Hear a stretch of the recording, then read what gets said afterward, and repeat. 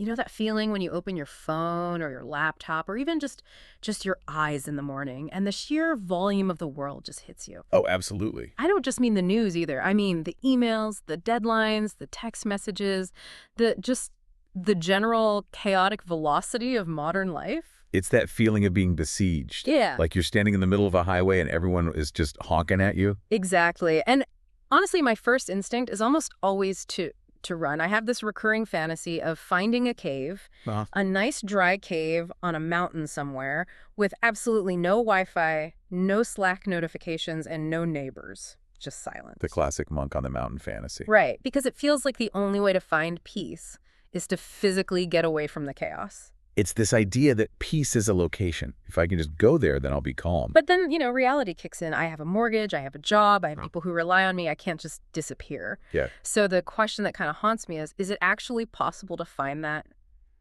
cave-level peace without running away? And that is the central tension of our lives, isn't it? Can you be calm when your inbox is exploding and the world feels like it's on fire? And to answer that, we are doing a deep dive today into a book that is, over a century old?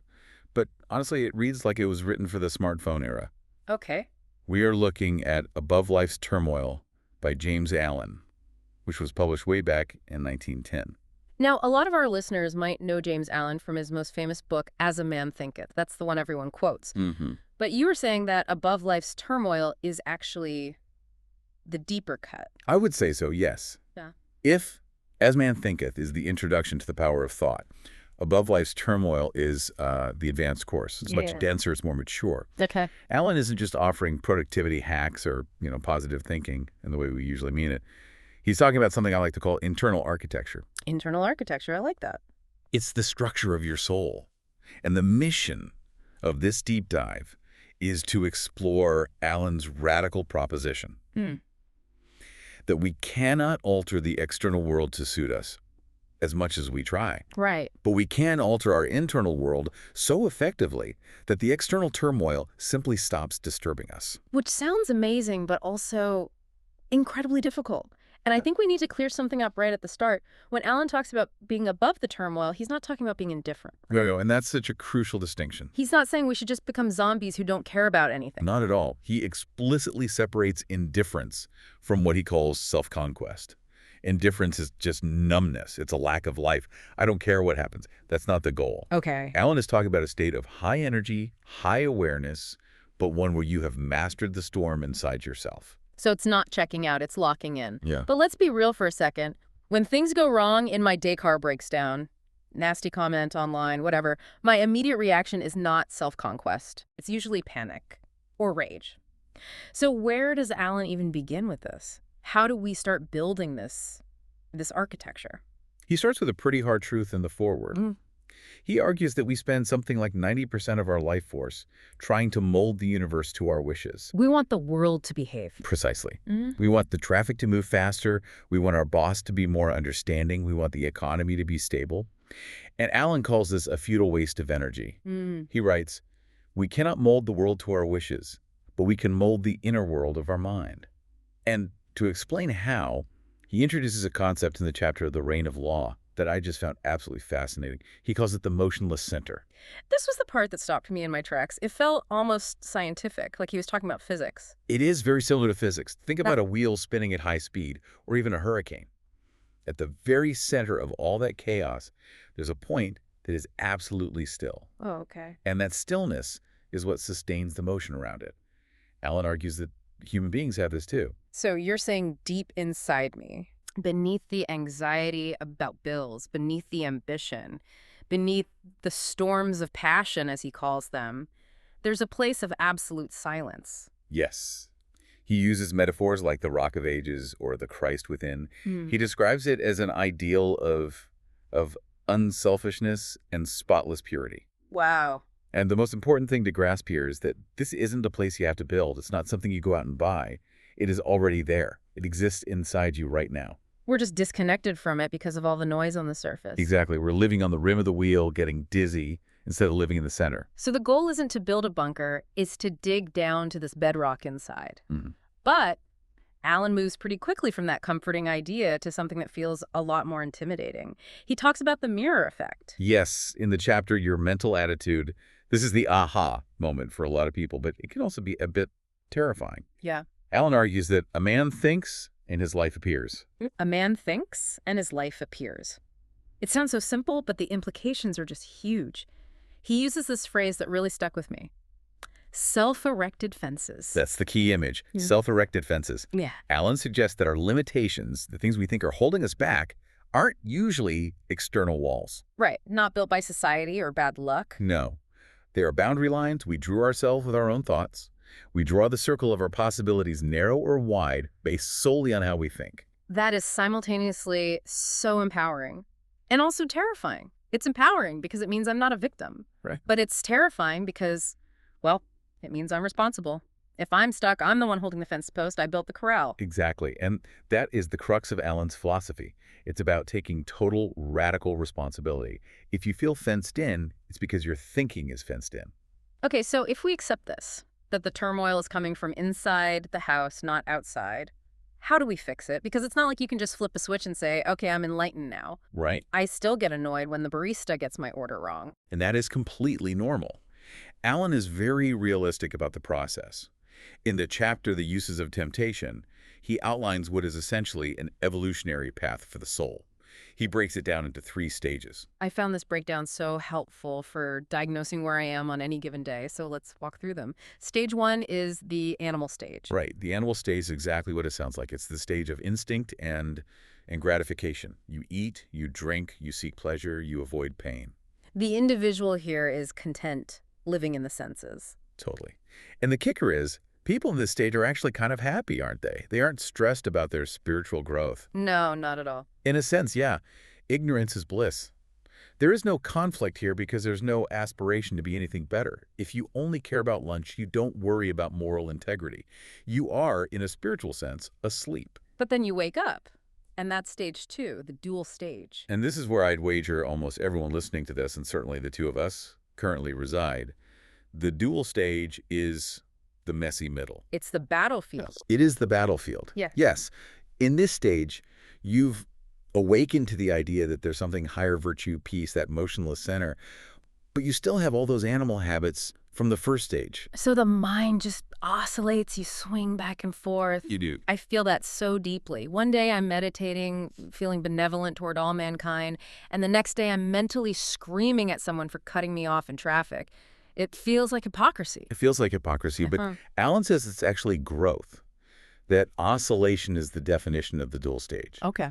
You are fighting between your animal tendencies and your divine tendencies. And this is where Alan offers a really surprising perspective on temptation. Yeah, this totally flipped my thinking. Usually we think of temptation as this terrible thing, a trap, a sign that we're bad people. Alan says, no, temptation is necessary. He calls it a burning phase. A burning phase. That sounds intense. It is intense. He says the anguish you feel when you're fighting a bad habit or a selfish impulse, that pain is actually the heat of the soul evolving. It's the friction of moving up. It's a period of fighting, falling, and repenting. So the struggle isn't a sign that you're failing, it's a sign that you're climbing. Exactly. If you weren't climbing, you wouldn't feel the burn. That's it. If you were still in the animal stage, you just give in to the impulse and feel fine about it. The fact that you're struggling means you are evolving. And that leads to the 3rd stage. The stage of knowledge. This is the destination. Right. And what I found most hopeful here was Alan's claim that temptation is a passing phase. Yeah, I think most of us feel like we'll be fighting our demons forever. But Alan says no, once you learn the lesson, the temptation just evaporates. He's very clear on this. He argues that temptation only exists while there is a desire in the heart that responds to it. I mean, think about it. You aren't tempted to eat dirt, right? I can safely say I am not. Because you have no internal desire for it. So there's no struggle. Alan says that once you truly learn the lesson, once you have transmuted that lower desire, the temptation ceases to exist. So you aren't resisting the urge anymore. The urge is simply gone. You're indifferent to it because you've outgrown it. That is such a hopeful thought. It means the struggle has an expiration date, provided we do the work. But doing the work requires what Alan calls integrity. Yes. And he gets really specific about what that word means in the chapter, The Man of Integrity. He does. And he makes this brilliant distinction between head belief and heart belief. Mm. This explains why we see so many moral failures in people who claim to have high standards. Okay, lay that out for us. Head versus heart. Head belief is your intellectual operating system. Yeah. It's your theology, your opinions, your political stance. It's what you say you believe when you're at a dinner party. I believe in honesty, I believe in health, I believe in kindness, all that stuff. Right. But heart belief is what you actually love, what you cling to, and most importantly, what you act upon when the pressure is on. So I can say I believe in honesty. That's my head belief. Mm-hmm. But if I fudge my taxes when I think I won't get caught because I love money more than truth, my heart belief is actually greed. Precisely. Allen notes that you can have two men with the exact same theology who act completely differently. Why? Because their vital belief of the heart is different. One loves truth, the other loves comfort. And this leads to what Allen calls the fiery trial. This part felt like a movie script. He describes the ultimate test of a person's integrity. This is the moment of crisis. The fiery trial is when you are forced to choose between doing the wrong thing to maintain your comfort or standing by the right thing and accepting, poverty, failure, or disgrace. It's the whistleblower's dilemma. Do I speak up and lose my job or stay silent and keep my paycheck? Right. And Allen describes the internal monologue that happens in that moment. He calls it the inward seducer. That phrase gave me chills, the inward seducer. But that's the trick. It doesn't sound like a monster. Allen says it masquerades as an angel of light. It whispers to you using your own virtues. How does that... Give us an example. How does this voice sound? It sounds reasonable. It says things like, think of your wife and children. Are you really going to risk their happiness just to be right? Wouldn't you bring them down to starvation just to prove a point? Oh, that is devious. It uses your love for your family against you. It does. It frames the cowardly choice as the responsible choice. That is why it's a seducer. It tries to convince you that integrity is actually selfishness. But Allen is adamant. If you yield to that voice, you lose your peace. You might keep your money, but you lose your conscience. You lose that connection to the Motionless center. Exactly. But if you resist, if you take the hit, What happens then? if you resist, Allen says you enter a higher realm. And here's the paradox. He says the ruin you feared often transforms into a more abiding success. But even if the material loss happens, you gain a peaceful heart, which is worth more. This connects directly to the next big theme, and I think this is where Allen challenges us the most. We have to talk about justice. Mm-hmm. In the chapter The Reign of Law, Allen argues that the universe is governed by mathematical justice, cause and effect. Yes. And this is where modern listeners might push back a little. I think pushback is putting it lightly. He says something that sounds really harsh. He says, the man who thinks, I have been slighted, I have been injured, I have been treated unjustly, is blinded by self. It is a provocative stance. It sounds a bit like victim blaming, doesn't it? If something bad happens to me, if I get fired unfairly, Allen seems to be saying, well, you attracted it. How do we square that? It's important to understand the altitude at which Allen is speaking. He's not talking about the legal system or social dynamics. He's looking at this from the perspective of the motionless center. Okay. He argues that in the region of passion, the chaotic surface of life, there is conflict and there are victims. But from the higher perspective of law, everything is balanced. We attract what we are. So he's saying that if I'm walking around feeling like a victim or carrying a lot of anger... You're actually feeding that dynamic. Exactly. Yeah. He believes that if you hold on to a grievance, I have been injured, you are keeping yourself in that dual stage of conflict. You're binding yourself to the event. You are. The man of integrity realizes that true injury can only come from within. Meaning, someone can hurt my body or take my wallet, but they can't injure my soul unless I let them. Right. If you respond with bitterness, you're injuring yourself. And he says the remedy isn't to fight the external injustice with more anger, but to exercise self-control. Which brings us back to the internal architecture, but he clarifies what he means by self-control. It's not about crushing your energy. No, and that's a common misconception. People think it means becoming a robot with no feelings. Allen says self-control is about transmutation. Alchemy. Alchemy of the mind. You aren't destroying your energy, you're converting it. You take the energy that was animal vice, like blind rage, and you transmute it into spiritual virtue, like determination. Or courage. Or courage. You take the energy that was lust and transmute it into love. And he has a specific definition of love, too. Right. He warns against confusing love with weak sentimentality. Yes, this is so important. He says true spiritual love is strong. It's not just being nice or letting people walk all over you. It's an active, powerful state of being that's aligned with the law.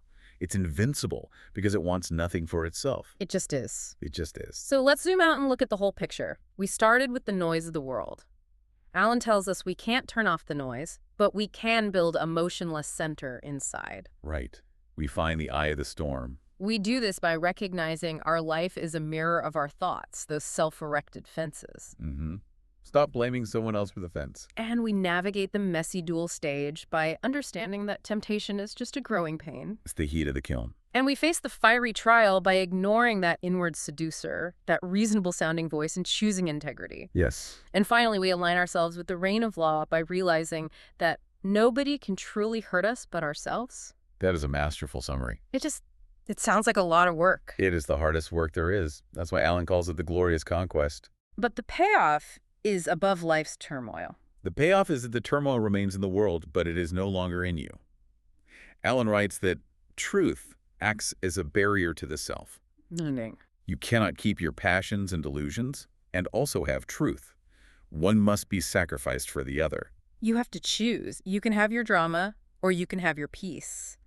But you can't have both. Precisely. You can keep your grievances, your I was treated unfairly, your I need this to happen to be happy. You can keep all of that. But the price you pay is turmoil.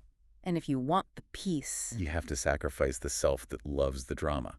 that is a tough pill to swallow, but I think it's the medicine we need. It puts the ball completely in our court. We aren't waiting for the world to get better. We're waiting for ourselves to get better. And that is the ultimate freedom. As we wrap up this deep dive into James Allen's Above Life's Turmoil, I want to leave you with one final thought to chew on. We talked about those self-erected fences. A powerful image. So here's the question for you to carry into your week. If your current limitations, your stress, your feeling of being stuck, are just fences you built yourself, what would happen if you decided to move the fence today? Just a few feet. What would that look like? That's where the real change begins. Thanks for listening to The Deep Dive. We'll see you next time.